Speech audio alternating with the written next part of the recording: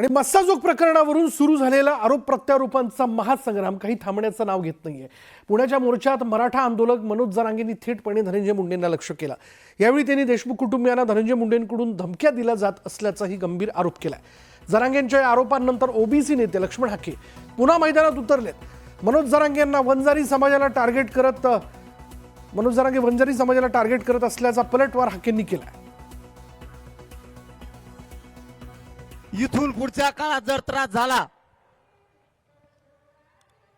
परळी असो कोणा बीड जिल्हा असो, इथल्या आपल्या समाजाला जर त्रास झाला तर परभणी आणि पलीकडून धाराशिव यांना घरात घुसघुस आणायचं। जर इथून पुढे यांनी लोकाला आता त्रास दिला तर परभणी जिल्हा आणि पलीकडून धाराशिव एकदा यांना बघायचंच।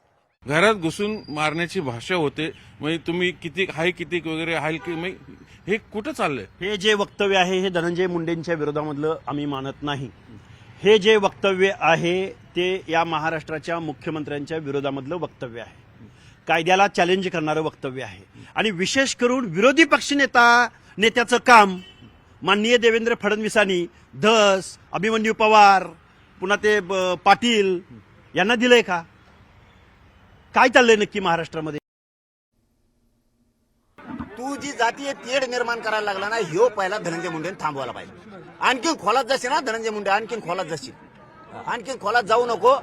मी 4-5 वेळेस सांगितलंय तुझ्या जातीच्या लोकांना समजून सांग। काही लोक मुद्दाम जातीय तेढ निर्माण करतायत आणि तू फोन करून ओबीसीचे नेत्याला सांगू नको माझ्याकडून बोल म्हणून। जातीय तेढ निर्माण होऊ देऊ नको, कारण आता आम्हाला धनंजय मुंडेवर शंका नव्हती, यायला लागली, आधी नव्हती।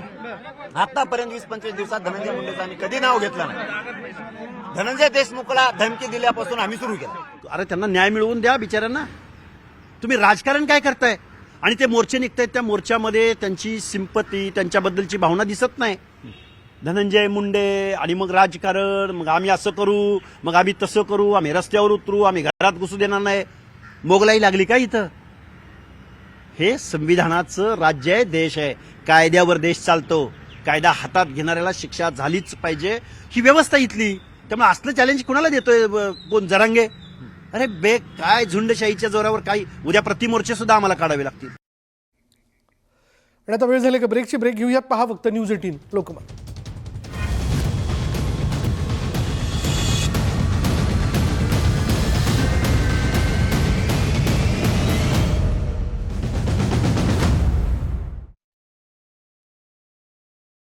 ठिकाणी 30 किलोमीटर प्रति तास या वेगमर्यादेचं स्पीड सेन्सिंग डिव्हाइस कार्यान्वित करून गाड्या चालवण्याच्या प्रस्तावाला आरडीएसओनं हिरवा झेंडा दाखवलाय। रेल्वेच्या तिन्ही मार्गांवर आज मेगा ब्लॉक घेण्यात येणार आहे। देखभाल दुरुस्तीसाठी ब्लॉक घेतला जाणार असून प्रवाशांना वेळापत्रक पाहून प्रवास करण्याचं आवाहन करण्यात आलंय। मुंबईतील प्रवास वेगवान करण्यासाठी 60,000 रुपये खर्च केले जाणार असून सध्या वर्सोव्यापर्यंत असलेला कोस्टल रोडचा विस्तार दहिसरपर्यंत केला जाणार आहे। त्यासाठीच्या परवानग्या येत्या 45 दिवसात घेऊन या महत्त्वाकांक्षी प्रकल्पाच्या कामाला 2 महिन्यांमध्ये सुरुवात केली जाणार असल्याची माहिती केंद्रीय वाणिज्य आणि उद्योग मंत्री पियुष गोयल यांनी दिली। वर्सोवा दहिसर सागरी किनारा प्रकल्पाचं काम 1.5 ते 2 महिन्यांमध्ये सुरू होणार असल्याची माहिती केंद्रीय मंत्री पियुष गोयल यांनी दिली आहे। या मार्गासाठी सागरी किनारा व्यवस्थापन क्षेत्र तसंच केंद्र व राज्य सरकारची परवानगी मिळाल्याची गोयल यांनी माहिती दिली।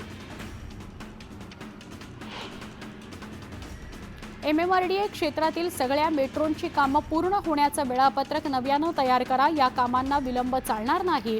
पुढच्या वर्षीपासून दरवर्षी किमान 50 किलोमीटर मेट्रो कार्यान्वित होईल असं नियोजन करा, असे आदेश मुख्यमंत्री देवेंद्र फडणवीस यांनी मुंबई महानगर प्रदेश विकास प्राधिकरणाच्या सह्याद्री अतिथीगृह इथं झालेल्या बैठकीत म्हणजे आढावा बैठकीत तसे आदेश दिलेत। ठाणे भाईंदर दरम्यानच्या अतिवेगवान प्रवासाकरता मुंबई महानगर प्रदेश विकास प्राधिकरणानं 2 महत्त्वाकांक्षी गायमुख फाउंटन हॉटेल नाका बोगदा आणि फाउंटन हॉटेल नाका भाईंदर उन्नत रस्ता असे प्रकल्प हाती घेतले। त्यासाठी निविदा प्रसिद्ध करण्यात आल्या आहेत आणि त्याला 5 कंपन्यांनी प्रतिसाद सुद्धा दिला आहे.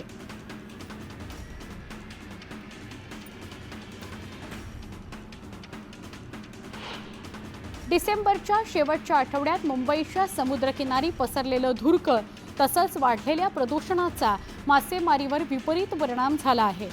मासळीच्या उत्पन्नात जवळपास 70% घट झाल्यानं मासे महागले. सरंगा आणि सुरमई या मासळीच्या दरात जवळपास 2.5 ते 3 वाढ झाली आहे. त्यामुळे खवय्यांची मोठी पंचाईत झाली आहे. म्हाडानं नव्या वर्षात 3 नवे प्रकल्प हाती घेतले आहेत. अभ्युदय नगरचा पुनर्विकास, GTB नगर इथल्या वसाहतींच्या उद्यानातील रहिवाशांचं पुनर्वसन आणि या प्रकल्पांच्या माध्यमातून 35,000ची घरनिर्मिती केली जाणार आहे. मुंबईत मेट्रो फेऱ्या सुरू होण्यासाठी कारशेड बांधलं जाण्याची प्रतीक्षा करू नका. जगात कारशेड नसतानाही मेट्रो धावतायत याची जाणीव करून देत दरवर्षी किमान 50 किलोमीटरचे मेट्रो मार्ग बांधण्याचा उद्दिष्ट ठेवा, असे निर्देश मुख्यमंत्री देवेंद्र फडणवीस यांनी दिले आहेत. MMRDA क्षेत्रातील सगळ्या मेट्रोची कामं पूर्ण होण्याचं वेळापत्रक नव्यानं तयार करण्यासाठी देखील त्यांनी सांगितलं आहे.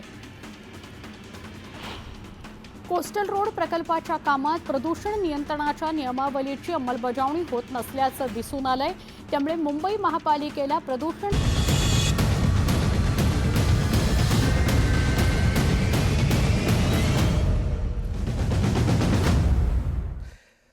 आता ब्रेकनंतर इतरही घडामोडी. ब्रेकनंतर बघूया बातमी शिर्डीतनं. शिर्डीतील साईबाबा संस्थानने मोफत जेवण बंद करावं. फुकट जेवणामुळे महाराष्ट्रातील सगळे भिकारी इथे गोळा झालेले आहेत.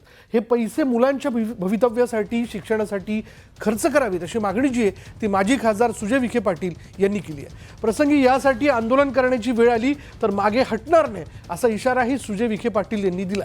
सुजय विखे यांच्या या वक्तव्यामुळे मोठी खळबळ उडाली आहे. सुजय विखेंच्या वक्तव्याचा विपर्यास करण्यात आल्याचं म्हणत राधाकृष्ण विखे पाटील यांनी त्यांची पाठराखण केली आहे. प्रसादालयामध्ये आपण मोफत जेवण देऊ राहिले, 25 रुपये केलं पाहिजे, खरंच पेड केलं पाहिजे. तो जो पैसा वाचेल तुम्ही मुलांच्या, आमच्या मुलांच्या भविष्यासाठी खर्च करा. अख्खा देश इथं येऊन फुकट जेवतोय. भिकारी सगळे महाराष्ट्राचे इथं गोळा झाले. हे योग्य नाही. संस्थांनी हा विचार केला पाहिजे की आपण इथं काय करत आहोत, कशासाठी करत आहोत. मला वाटतं की थोडा त्याच्यातून शब्दात विपर्यास झालेला आहे. मी आता डॉक्टर सुजयशी बोललो तर त्यांचा हेतू तो नव्हता. कारण आपण खरं म्हणजे भिक्षुकरी जे आहेत आपल्याकडे येणारे, मध्यंतरी फार गंभीर प्रश्न तयार झाला होता. कारण आपल्याला माहिती आहे की शिर्डी रेल्वे स्थानकावर काही मध्यंतरी ज्या अप्रिय घटना घडली, म्हणजे खून झालेला आहे, तो भिक्षुकरीच होता. मध्ये संख्या एवढी वाढली की स्थानिक ग्रामस्थांनी आंदोलन केलं आणि वर्गणी करून त्यांना बाहेर पाठवलं. हा मुद्दा बरोबर आहे की शेवटी प्रत्येकाला जगण्याचा अधिकार आहे. पण या बाबतीमध्ये जो काही त्यांची भावना आहे की याच्यातून स्थानिक लोकांमध्ये जो असंतोष आहे, स्थानिक नागरिकांमध्ये जो असंतोष आहे, तो फक्त त्यांनी व्यक्त केला. पण मी मान्य करतो की जो शब्द वापरला गेला त्यामुळं थोडी भावना दुखावल्या असतील.